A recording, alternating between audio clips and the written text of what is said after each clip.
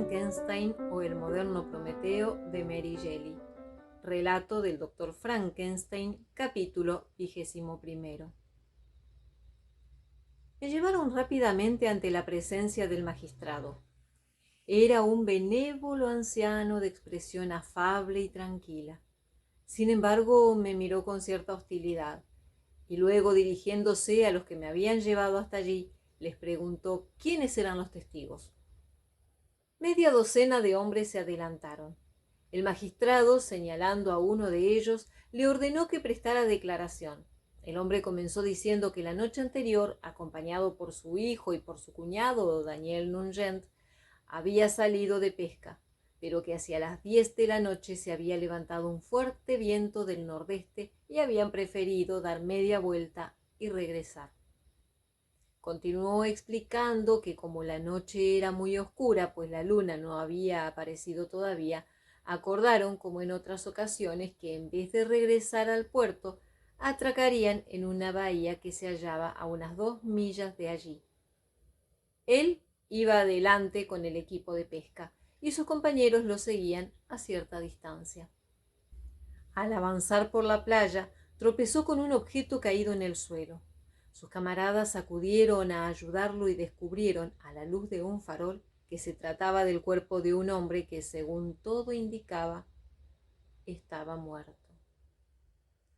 Al principio creyeron que era el cadáver de un ahogado que el mar había arrastrado hasta la playa, pero al examinarlo con más atención pudieron comprobar que sus ropas estaban secas e incluso que el cuerpo conservaba todavía un poco de calor. Lo llevaron apresuradamente a casa de una vieja mujer que vivía en los alrededores y allí habían intentado inútilmente hacerlo volver en sí. La víctima era un joven de unos 25 años, bien parecido y vestido con elegancia.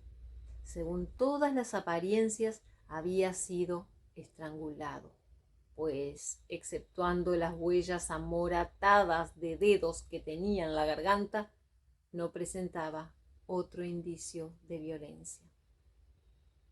La primera parte de aquella declaración no me afectó en lo más mínimo, pero cuando el testigo se refirió a las marcas de unos dedos sobre la garganta, recordé con una vaga sensación de inquietud la forma en que había muerto mi hermano.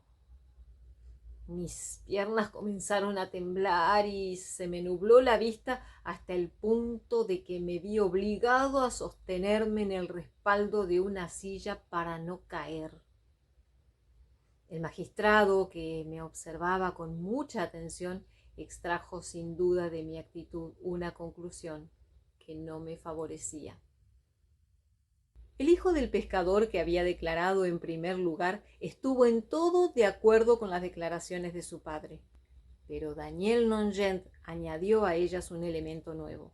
Juró que poco tiempo antes de que su cuñado se tropezara en la playa, él había observado a muy poca distancia de la orilla una embarcación tripulada por un solo hombre, y teniendo en cuenta la luz insuficiente que proporcionaban las estrellas y por lo que había podido ver, era la misma en la que yo había llegado al puerto.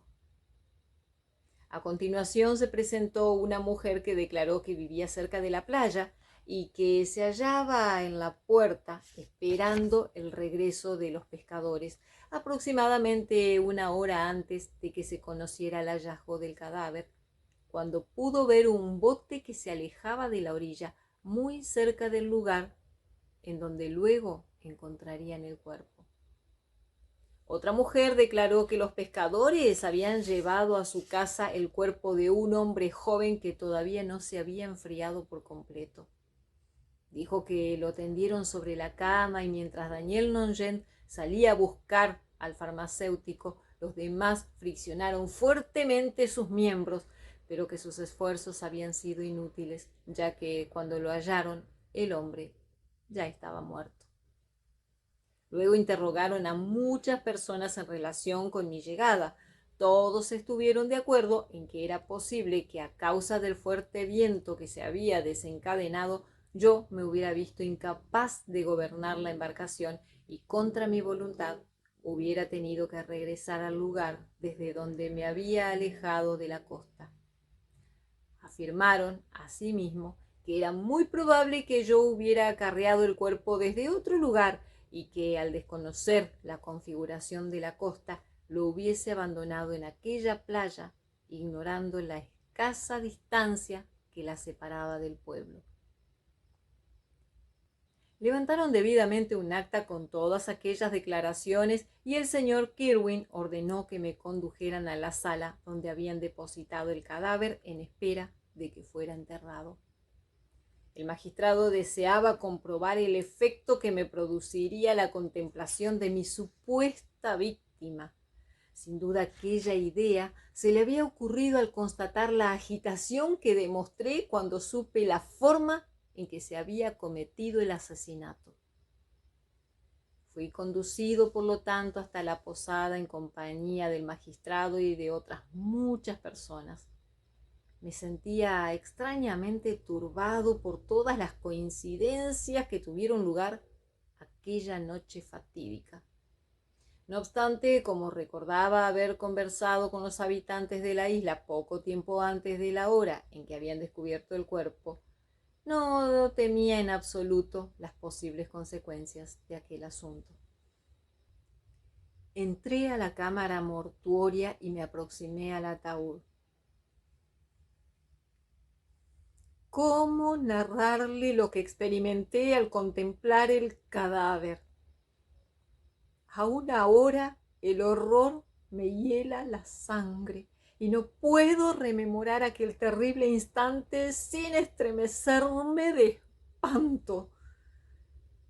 Los interrogatorios, la presencia del magistrado y los testigos, todo se borró de mi vista cuando vi tendido frente a mí el cuerpo inanimado de Henry Clerval. Víctima del más horrible vértigo, me arrojé sobre él gritando: ¿también tú has perdido la vida por culpa de mis criminales maquinaciones? Dos de mis seres más queridos han muerto por mi causa y otras víctimas aguardan ahora que su destino se cumpla. Pero tú, Clerval, tú, mi amigo, mi benefactor.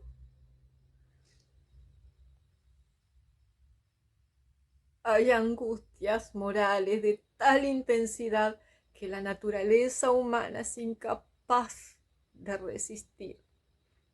Caí al suelo, presa de violentas convulsiones, y tuvieron que sacarme sin conocimiento de la habitación. Fiebres altísimas siguieron a aquel desvanecimiento.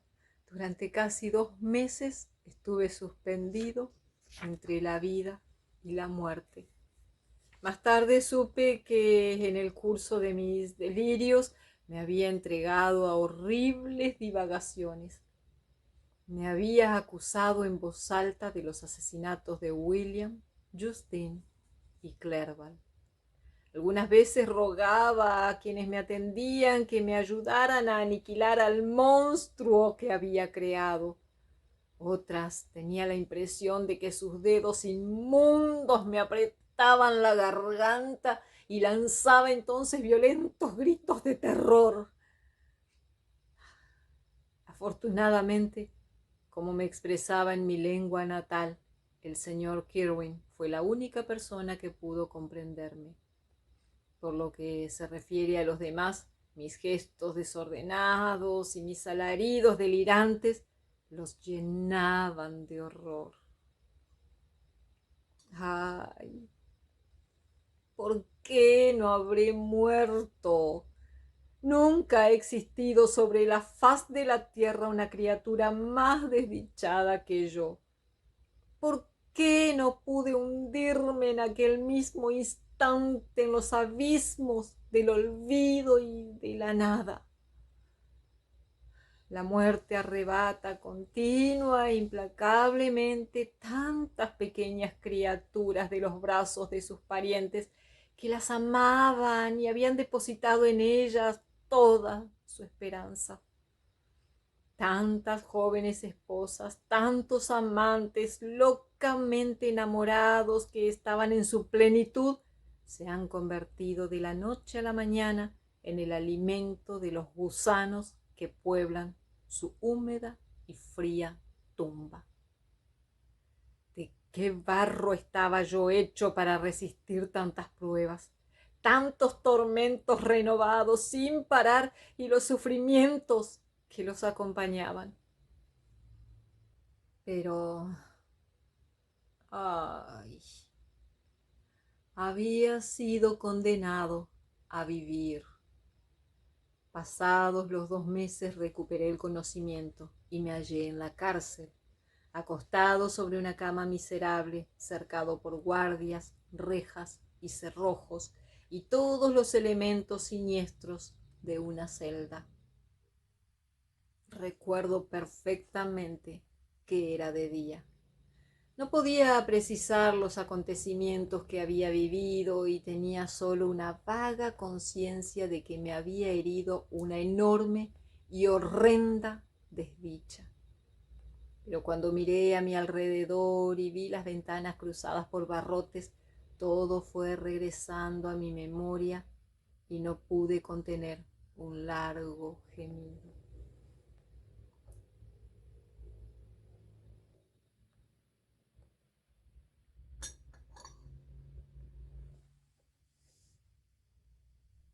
Mi voz consiguió despertar a una vieja que dormía a mi lado sentada en una silla. Era la encargada de cuidarme y estaba casada con uno de mis carceleros.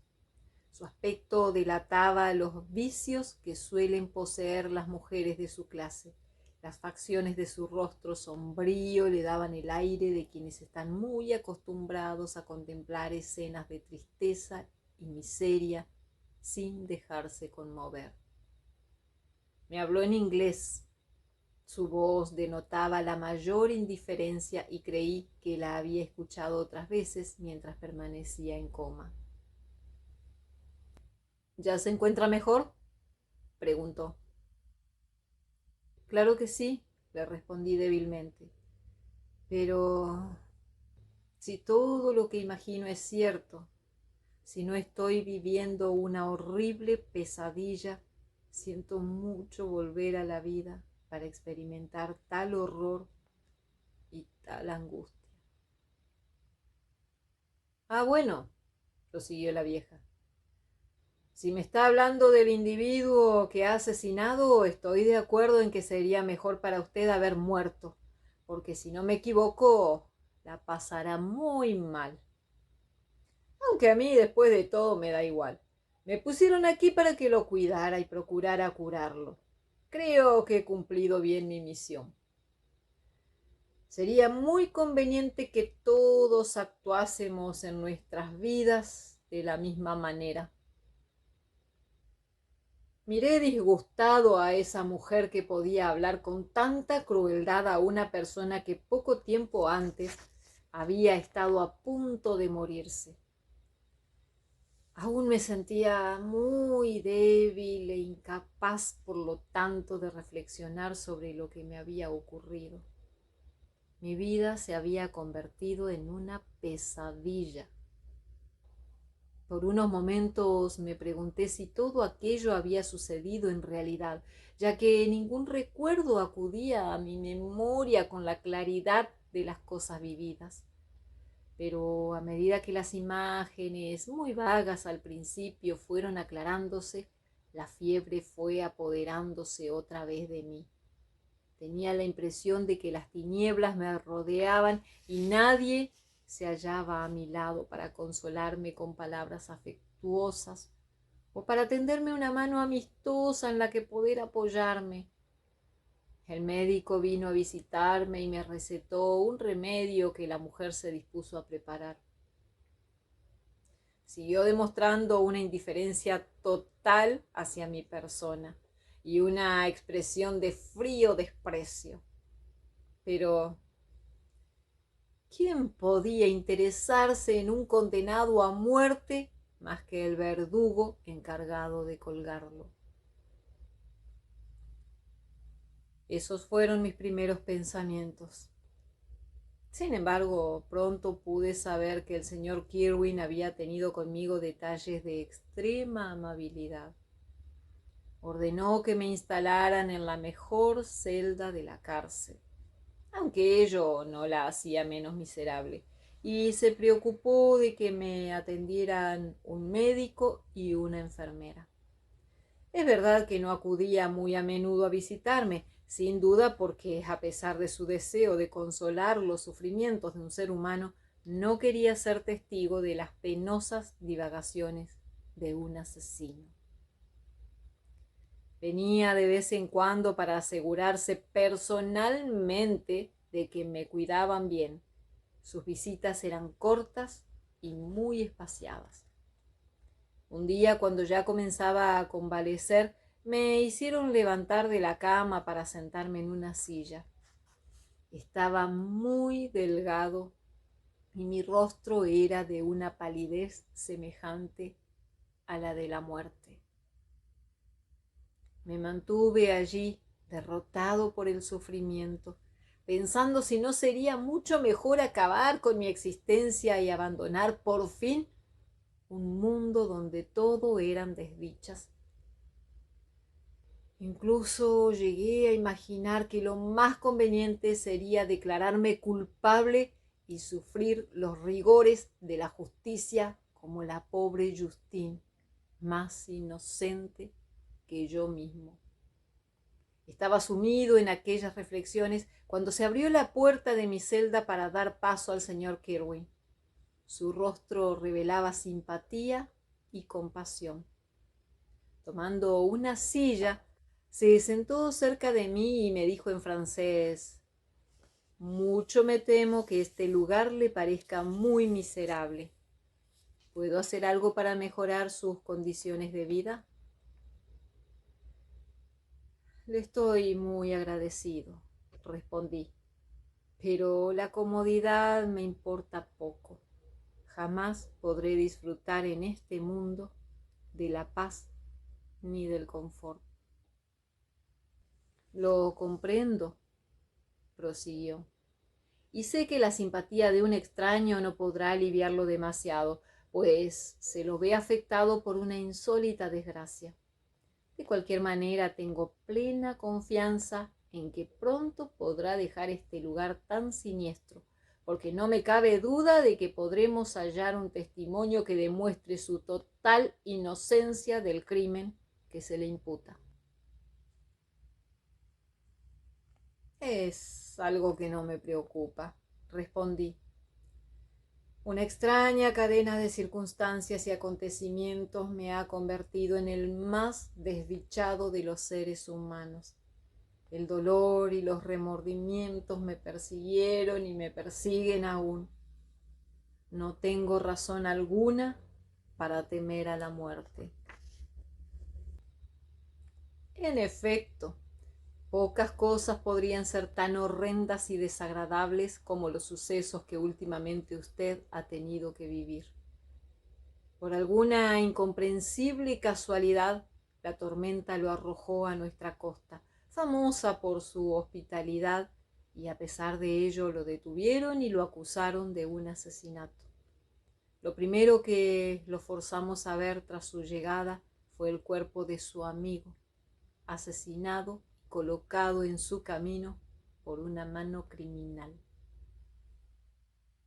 Aquella observación del señor Kirwin referente a los recientes acontecimientos me trastornó un poco y despertó en mí una viva curiosidad.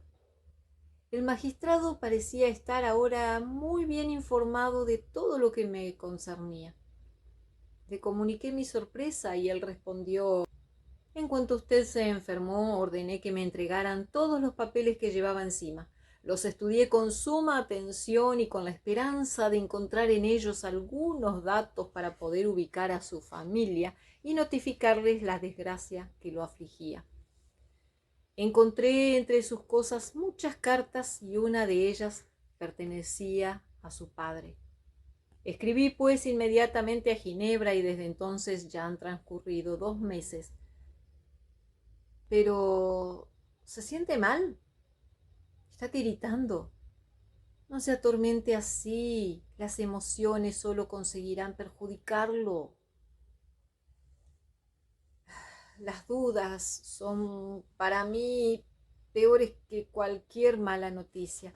Dígame de una vez cuántas nuevas violencias han tenido lugar y qué muerte debo llorar ahora. Cálmese. Los suyos se encuentran todos en inmejorable estado de salud y aquí no termina todo. Alguien ha venido a visitarlo. No sé por qué razón pude llegar a imaginar que el asesino había tenido la audacia de venir a burlarse de mis desdichas, intentando sacar partido de la muerte de Clerval para tratar una vez más de forzarme a llevar a cabo sus infernales deseos. Ocultando el rostro entre las manos, grité con desesperación: ¡ay! Ordené que se marche. No quiero verlo. Que suplico por Dios que no lo deje entrar aquí. El señor Kirwin me miró con sorpresa. Sin duda aquel arrebato no podía ser considerado más que como otro indicio de mi culpabilidad. Me habló severamente. Joven, creí que la presencia de su padre le agradaría y no que provocaría en usted esa reacción. ¿Mi padre? Exclamé, sintiendo cómo iban suavizándose mis facciones mientras mi alma saltaba de la angustia a la alegría. ¿Mi padre está de verdad aquí? ¡Qué bueno es conmigo! ¡Qué bien me trata! Pero, ¿dónde está? ¿Por qué no viene a abrazarme? Mi cambio repentino extrañó y complació al magistrado. Tal vez imaginara que mi comportamiento anterior se debía aún a los trastornos producidos por la enfermedad. De cualquier modo, recobrando su expresión benevolente, salió de la celda en compañía de mi cuidadora. Algunos instantes más tarde, entraba mi padre. Nada hubiera podido proporcionarme entonces una mayor alegría. Tendí hacia él los brazos y exclamé: ¿estás sano y salvo todavía? ¿Y Elizabeth? ¿Y Ernesto? Me tranquilizó enseguida asegurándome que todos se encontraban bien y luego trató de levantarme el ánimo hablándome de los nuestros, el tema que más podía agradarme. Sin embargo, no tardó en darse cuenta de que una prisión no era el lugar adecuado para estar de buen humor.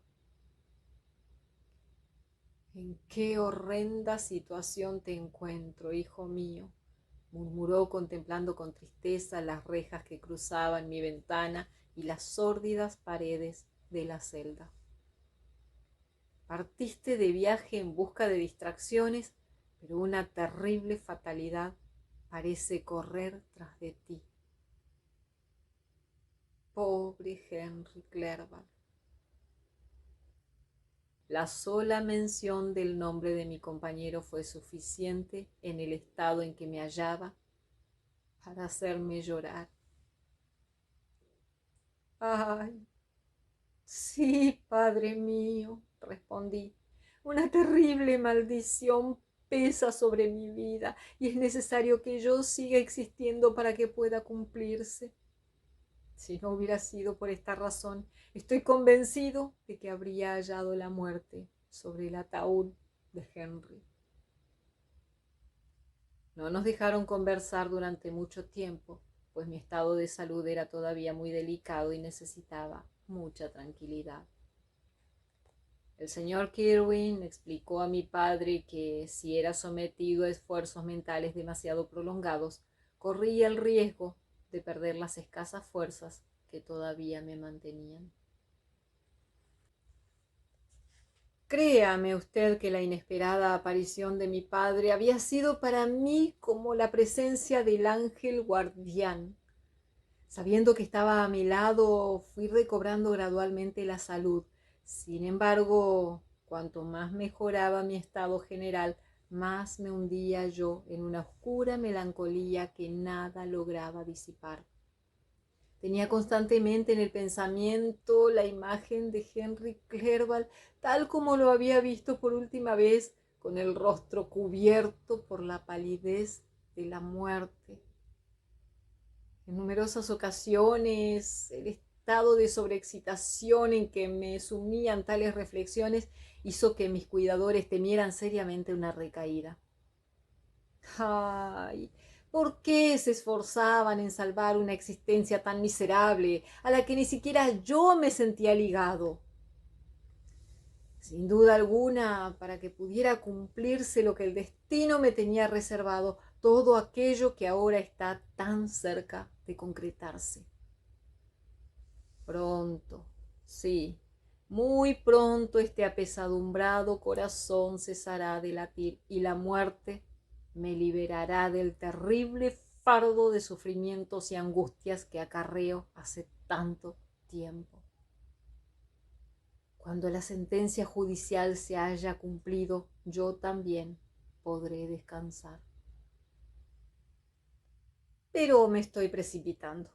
En aquel momento la muerte se hallaba todavía muy alejada de mí, pese a mi eterno anhelo de que llegara enseguida para librarme de mis penas y torturas.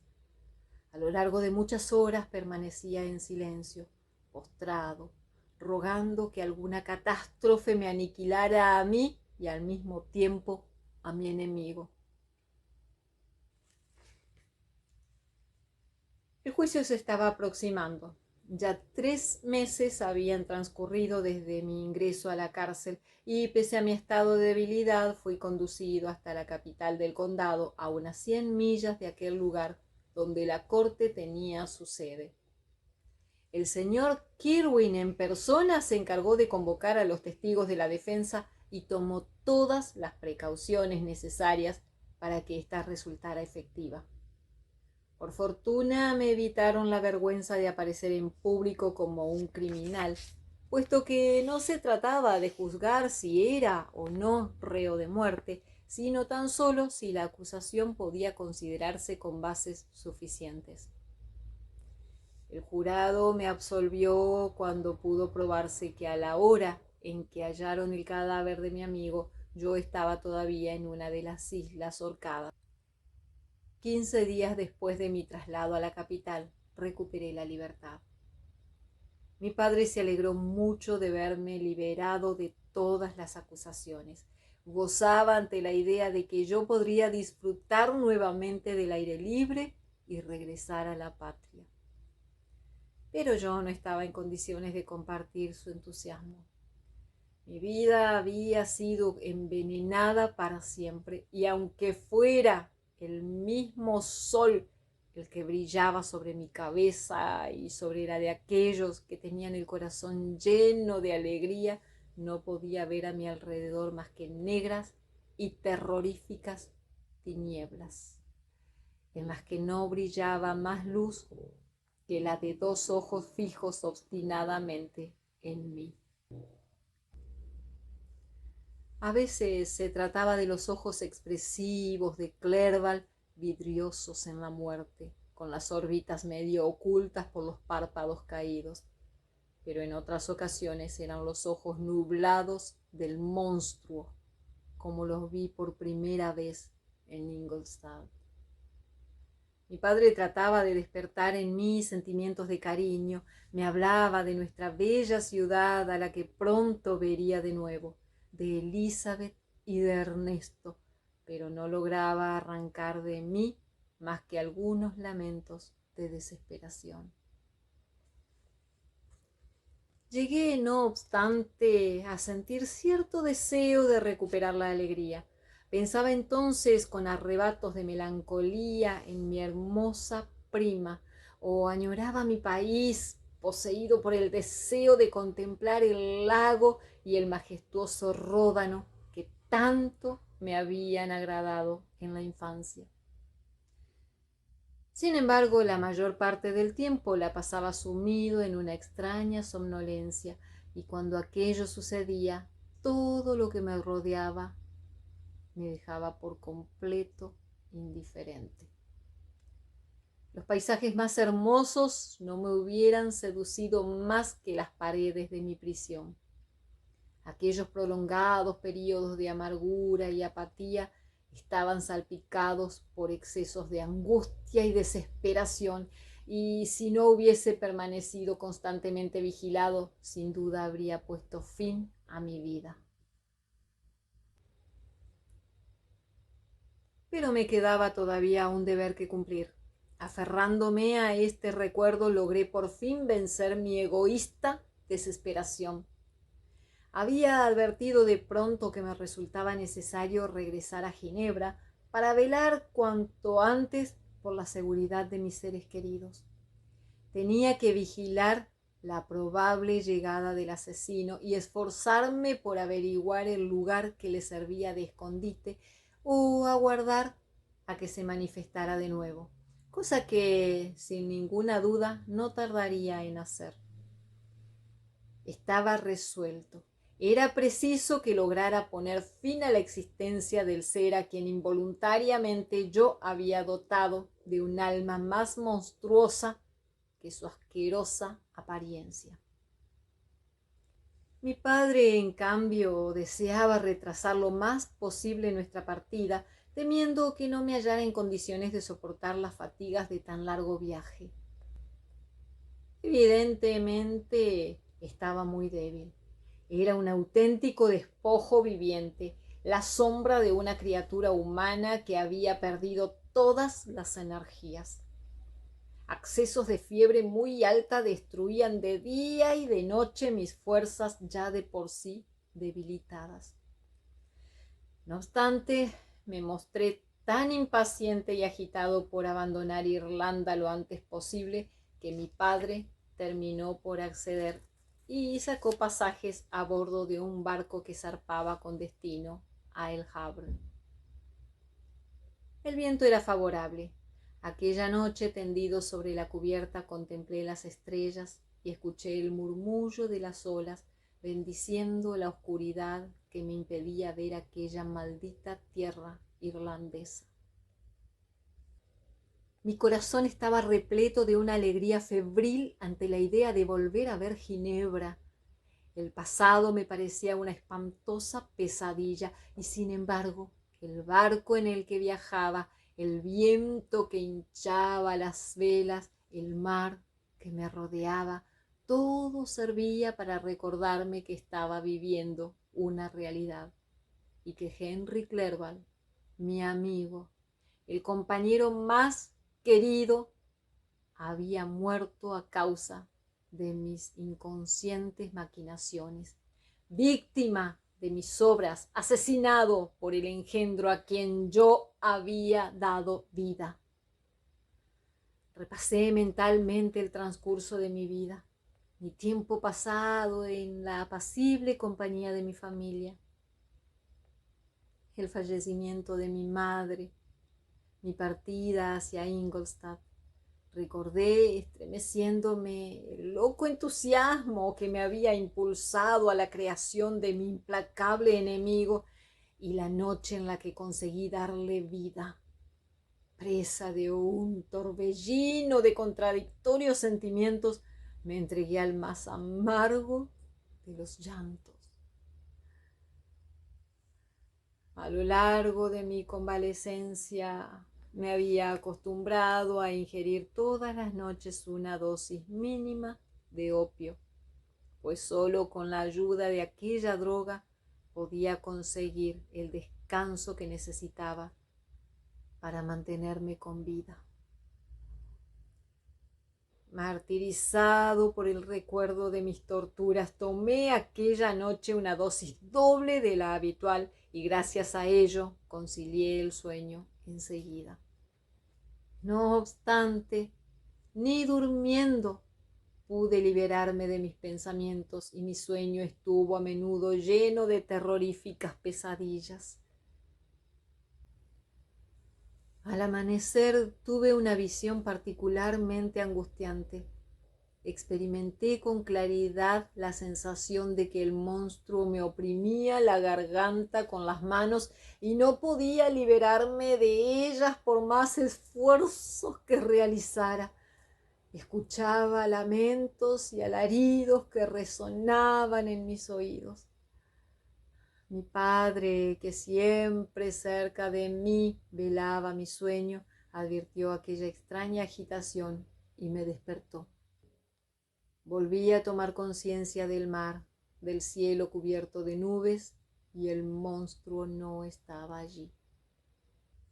Un sentimiento de seguridad, la extraña sensación de que me había otorgado una tregua antes de que otra vez volvieran a golpearme sucesos catastróficos parecidos a los que ya me habían herido, aportó esa tranquilidad cercana al olvido que puede experimentar el alma humana en los momentos en que sufre bajo los efectos de la más horrenda y dolorosa tensión.